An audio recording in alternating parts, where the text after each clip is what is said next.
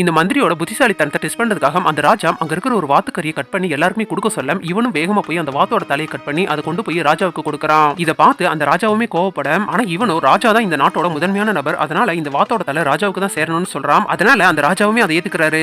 அடுத்ததான் அந்த வாத்தோட கழுத்து பகுதியை வெட்டி கொண்டு போய் ராணிக்கு கொடுக்க, ராணிக்கோ இது கொஞ்சம் கூட பிடிக்கல. ஆனாலும் நீங்க தான் ராஜாவுக்கு அடுத்தபடியான இடத்துல இருக்கீங்க, அதனால இந்த கழுத்து பகுதி உங்களுக்கு தான் சொல்ல இவங்களுமே வேற வழி இல்லாம அதை வாங்கிக்கிறாங்க. அதுக்கப்புறமா அந்த வாத்தோட 2 ரெக்கைகளையுமே வெட்டி கொண்டு போய் அது இளவரசிக்கு கொடுத்துட்டு, நீங்களும் இதே போல ரெக்கைகளோட எப்பவுமே சுதந்திரமா இந்த உலகம் போற சுத்தி வரணும்னு சொல்ல இந்த பொண்ணுமே அதை வாங்கிக்கிறா.